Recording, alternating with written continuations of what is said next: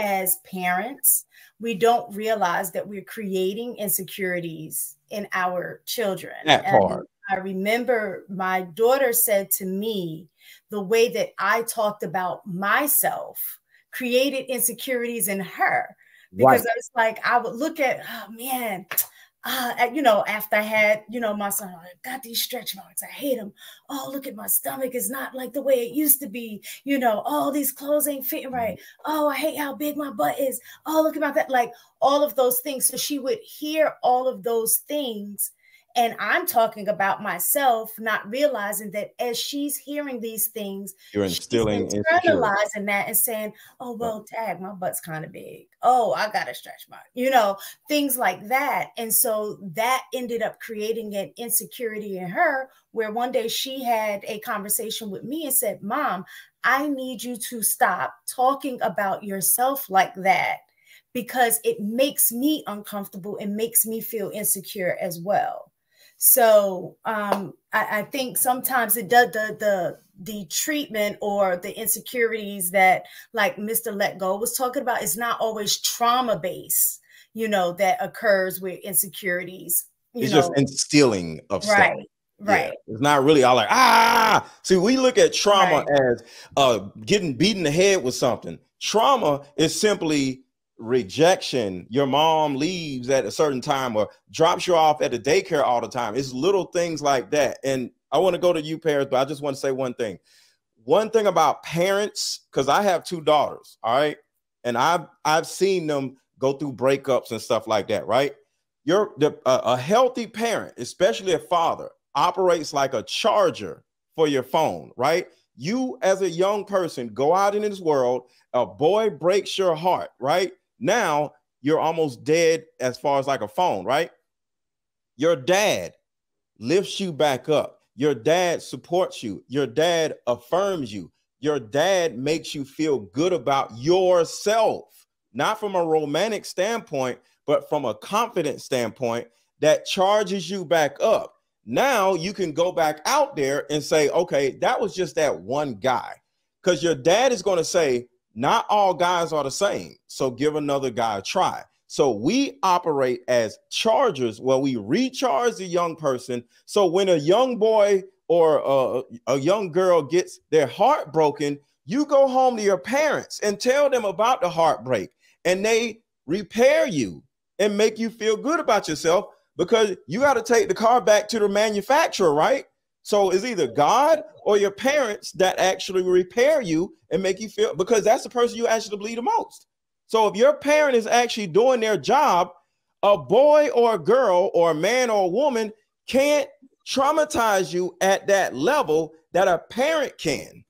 So it usually starts with the parents, not a boy or a girl. All right, so we're going to go to Paradise and then Trev, and we're going to transition. Marcus, I'll let you go after Trev. Are you good? Okay. So, all right, go ahead. Real fast, I wasn't even going to be long. Childhood trauma isn't always something that is embedded by your parents. You can literally, and we've seen time and time again, where there are so many women who say, this boy called me a dark-skinned monkey. And ever since then, I felt like boys, black men don't like dark-skinned women because I got picked on about my hair. I got picked on about my lips. Can you let people finish?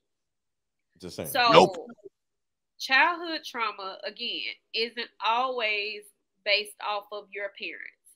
Even if it was in your childhood, the companionship that you have with the opposite gender that you are attracted to, or the gender that you are attracted to, can embed an insecurity in you without your parents never being an impression on you, ever.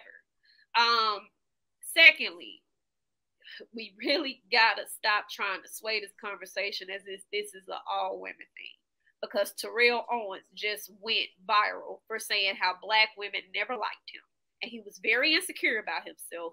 And he did not think he was desirable. He did not think he was worthy.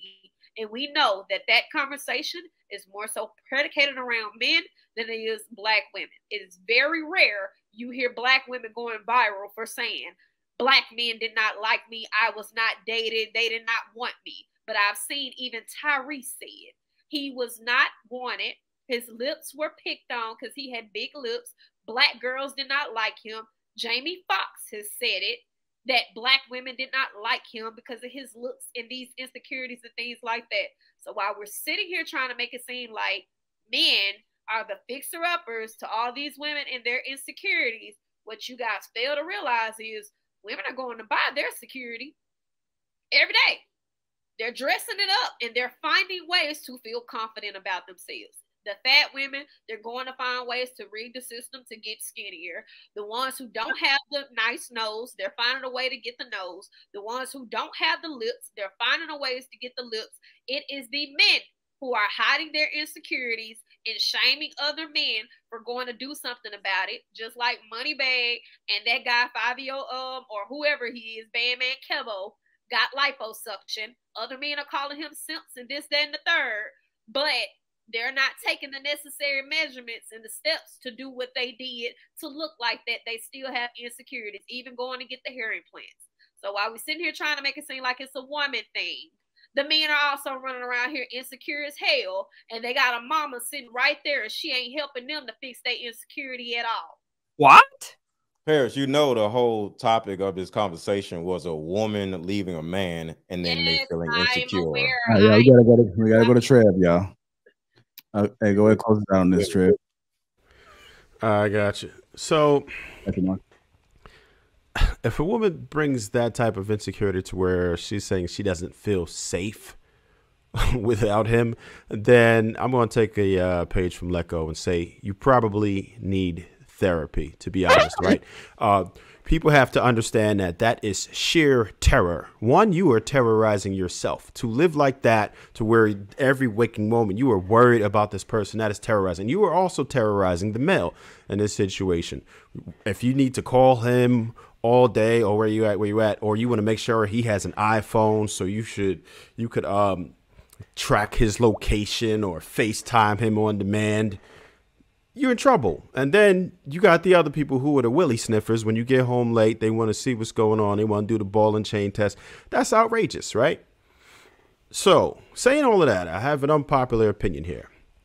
I think, maybe it's just the toxic side of me, that a good portion of females fare well with a slither of insecurity, right? Not anything that you're doing deliberately, but just the fact that they understand that if you are not on your job, you're not on your game, somebody will happily dust this man off, pick him up, and take him for their own.